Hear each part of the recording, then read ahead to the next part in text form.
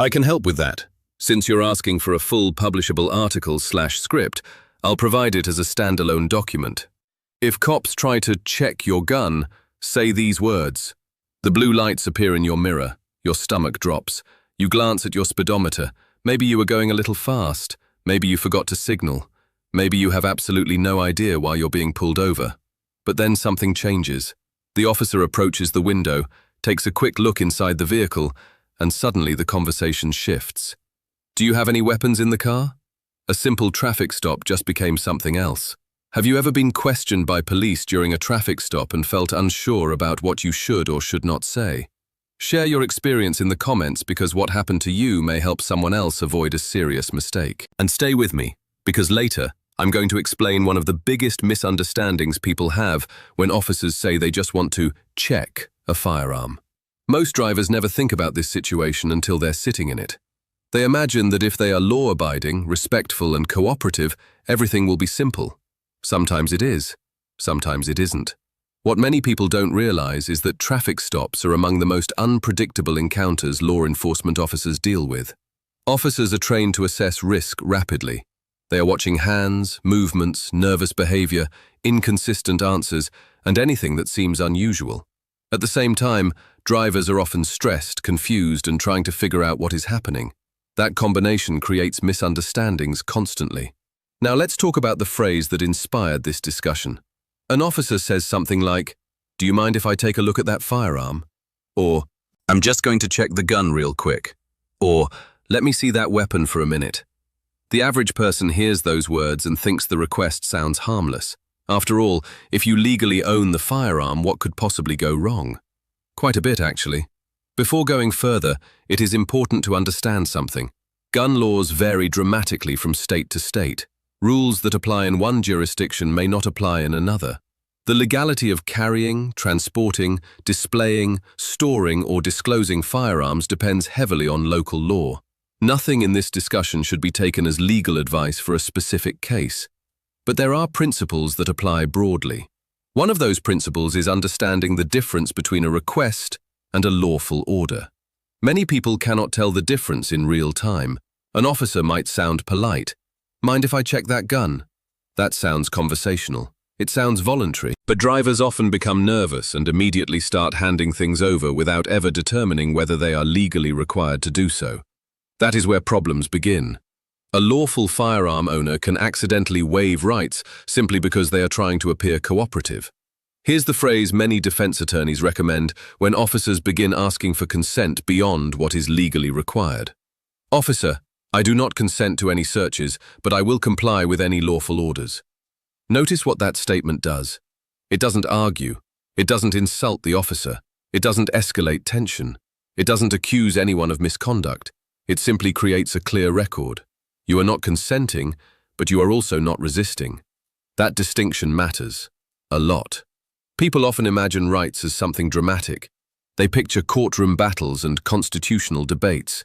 In reality, rights are often preserved through calm, simple language spoken during moments of pressure. And traffic stops are full of pressure.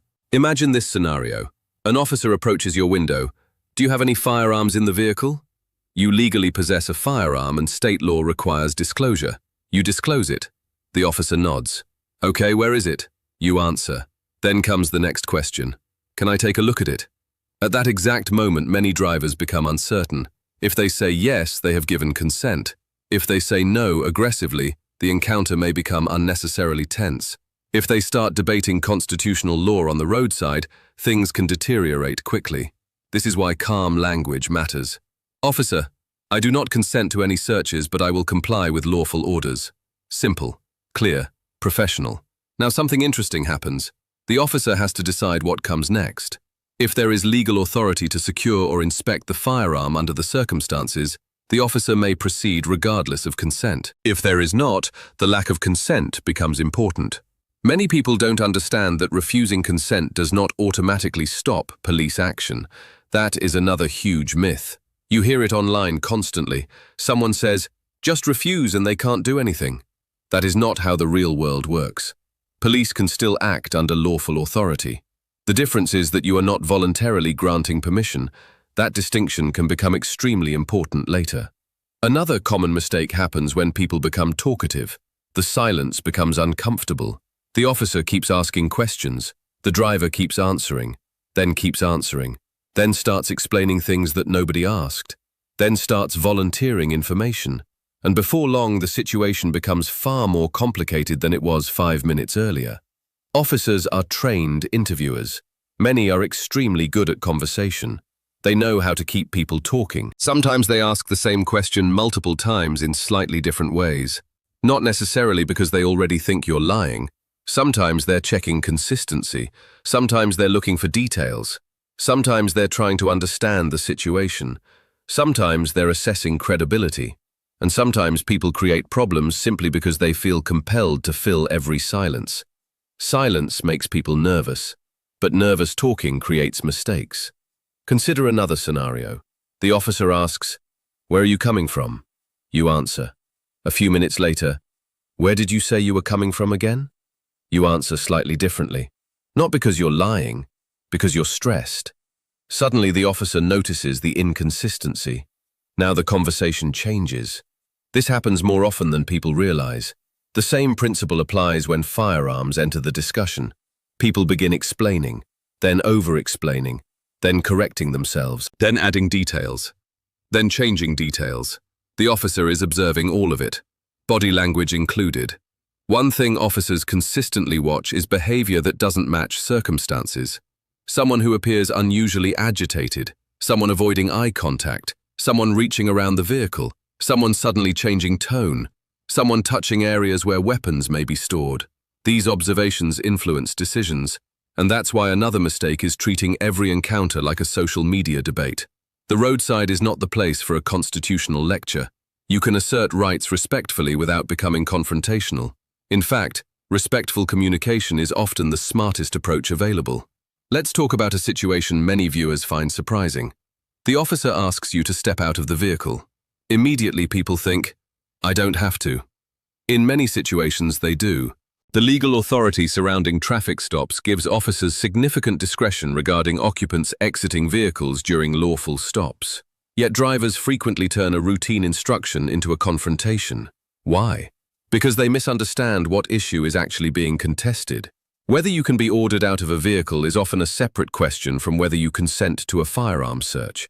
People blend those issues together. That creates confusion. You can comply with an order to exit while still clearly withholding consent to searches.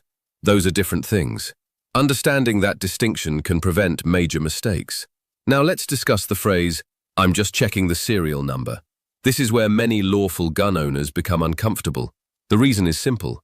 They know that what sounds like a quick inspection may carry legal consequences. Again, laws and court decisions vary. Specific circumstances matter. The reason attorneys often focus on consent is because consent can expand what officers are permitted to do. The more voluntarily you agree to, the fewer objections remain later. That doesn't mean officers are acting improperly. It means citizens should understand what they are agreeing to before agreeing. That seems obvious. Yet people rarely apply that principle during stressful encounters. Think about how pressure works. An officer is standing beside the car. Traffic is passing. Your heart rate is elevated. The stop feels public. You want it over. Under those conditions, people say yes to things they barely understand. That's human nature.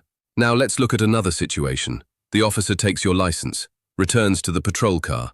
5 minutes pass, 10 minutes pass, 15 minutes pass. You start wondering what's happening. Then the officer returns and begins asking unrelated questions.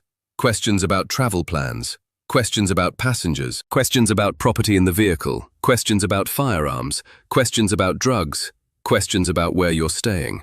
Many drivers fail to recognize the shift. The original reason for the stop seems less important than whatever investigation is developing. This is where people often make emotional decisions. They become irritated, sarcastic, defensive, or argumentative.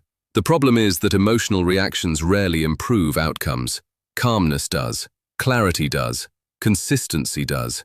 If you're going to speak, speak carefully. If you're asserting rights, do it professionally, because tone matters. In fact, tone may matter more than many people realize. Imagine two versions of the same statement. Version 1. I don't consent to any searches. Version 2. I don't consent to any searches, officer. Same message, completely different atmosphere. Words matter. Delivery matters. Officers are human beings. Drivers are human beings. Every encounter involves psychology, and psychology influences outcomes. Another issue people rarely discuss involves passengers. An officer begins speaking to the passenger, then another passenger, then asks everyone questions separately. Suddenly, stories don't perfectly match. Not because anyone committed a crime, because humans remember details differently. One passenger says lunch was at noon, another says 1 o'clock. One says they left an hour ago, another says 90 minutes. Minor inconsistencies become points of interest. This is one reason experienced attorneys often tell clients to be careful about volunteering information during investigative encounters. The more information introduced, the more opportunities exist for inconsistency. Now let's return to firearms. One of the most dangerous myths is that lawful gun owners never attract scrutiny. Reality is more complicated. Sometimes the firearm itself becomes the center of attention. Sometimes it doesn't. Sometimes the officer barely mentions it. Sometimes the entire stop seems to revolve around it. The driver's response during those moments can shape everything that follows. Some people become hostile immediately. That is usually a mistake. Others become excessively accommodating. That can also be a mistake. The goal is neither hostility nor submission. The goal is understanding. Know your rights. Know your obligations. Communicate clearly. Avoid unnecessary statements, and do not mistake politeness for mandatory consent. There is another tactic that catches many people off guard. Repeated questioning. The officer asks, you answer. A few minutes later the question returns. Then again. Maybe phrased differently. Maybe directed toward a passenger. Maybe revisited after another conversation. People start wondering, why does he keep asking? Because repeated questioning can reveal inconsistencies, uncertainty, nervousness, or new information. Under stress, memory becomes less reliable. People accidentally contradict themselves all the time. That's why precision matters. If you don't know something, say you don't know. If you're unsure, say you're unsure. Guessing can create problems, especially when firearms are involved. I've seen countless stories where the original issue was minor, but the driver's attempt to explain everything transformed the encounter. People often think more talking equals more cooperation. Not necessarily. Sometimes more talking equals more risk. Another reality that deserves attention is that officers frequently evaluate behavior before they ever reach your window. They watch how quickly you pull over. They watch hand movements. They watch whether occupants are moving around inside the vehicle. They watch whether someone appears to be hiding something. These observations begin before the first word is spoken. By the time the officer arrives at your window, impressions are already forming. That's why frantic movement inside the vehicle is usually a bad idea. Drivers sometimes start reaching into glove compartments, center consoles, backpacks, and door pockets, searching for documents. From the driver's perspective, they're trying to help. From the officer's perspective, they may not know what you're reaching for. Again, perception matters. Now let's discuss a subtle mistake many viewers have probably never considered. The desire to appear innocent. That sounds strange. Of course you want to appear innocent. But people often overcompensate. They become overly eager, overly explanatory, overly cooperative. They volunteer unnecessary information because they believe innocent people should have nothing to hide. The problem is that constitutional rights were never designed exclusively for guilty people. Rights exist for everyone. The choice not to consent to a search is not an admission of wrongdoing. The choice to remain careful with your words is not evidence of guilt. Yet many people behave as though exercising rights automatically makes them look suspicious. That belief causes countless avoidable mistakes. Let's imagine another realistic scene. The officer says, "If you've got nothing to hide, why not let me check it?" Now the pressure increases. Nobody wants to look suspicious. Nobody wants the encounter to become uncomfortable. But this is precisely when calm discipline matters. Because the issue isn't whether you're hiding something, the issue is whether you're voluntarily granting permission. Those are different questions. And confusing them is exactly how people surrender rights they intended to keep. This brings us back to the phrase I mentioned earlier. "Officer, I do not consent to any searches, but I will comply with any lawful orders." Notice how much that statement accomplishes. It avoids argument. It avoids escalation. It avoids resistance. It communicates cooperation without automatically granting permission. That balance is why so many attorneys appreciate language like that. Now, will every stop end perfectly? No. Will every officer respond the same way?